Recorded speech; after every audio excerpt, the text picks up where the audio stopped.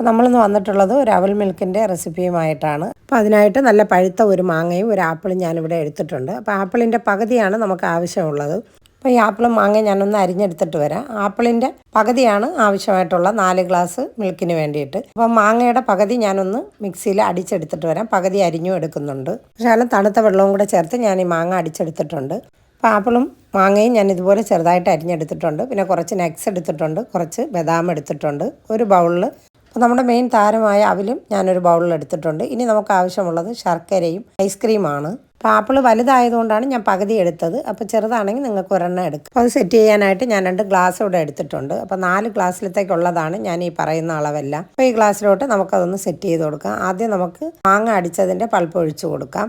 അത് കഴിഞ്ഞ് നമുക്ക് കുറച്ച് അവൽ ചേർത്ത് കൊടുക്കാം. അപ്പോൾ ഇങ്ങനെ മാറി മാറിയാണ് നമ്മൾ ചേർത്ത് കൊടുക്കുന്നത്. അപ്പോൾ മിൽക്ക് ചേർക്കാതെ തന്നെ ഐസ്ക്രീം വെച്ചിട്ടാണ് നമ്മൾ ഈ ഒരു റെസിപ്പി ഉണ്ടാക്കുന്നത്. അപ്പോൾ അഴുക്കും മണ്ണൊന്നും ഇല്ലാത്ത ശർക്കര ഇതുപോലെ വാങ്ങാൻ കിട്ടും. അതും കൂടെ നമുക്ക് ആവശ്യത്തിന് ചേർത്ത് കൊടുക്കാം. അതൊക്കെ നിങ്ങളുടെ ഇഷ്ടത്തിന് ചേർക്കാം. എന്നിട്ട് അതിൻ്റെ പുറത്ത് തന്നെ കുറച്ച് ആപ്പിൾ ചേർത്ത് കൊടുക്കാം, പിന്നെ നട്ട്സ് ചേർത്ത് കൊടുക്കാം. അതിനുശേഷം ഐസ്ക്രീം ചേർത്ത് കൊടുക്കാം.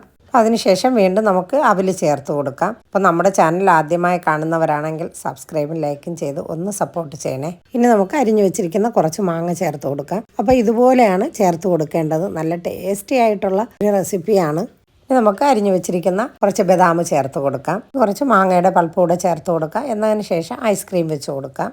അതിനുശേഷം കുറച്ച് നട്ട്സ് കൂടെ ലാസ്റ്റിൽ ചേർത്ത് കൊടുക്കാം. അപ്പോൾ നല്ല അടിപൊളി ഒരു ടേസ്റ്റി ആയിട്ടുള്ള ഒരു റെസിപ്പിയാണ്. അപ്പോൾ ഈ നോമ്പിന് നിങ്ങളെല്ലാവരും ഇതുപോലെ ഒന്ന് തയ്യാറാക്കി നോക്കണം. സത്യം പറയുമെങ്കിൽ അവൽ മിൽക്ക് ഇഷ്ടപ്പെടുന്നവർക്കും ഇഷ്ടപ്പെടാത്തവർക്കും ഈ ഒരു റെസിപ്പി തീർച്ചയായിട്ടും ഇഷ്ടപ്പെടും. നിങ്ങളൊന്ന് ട്രൈ ചെയ്ത് നോക്കണേ.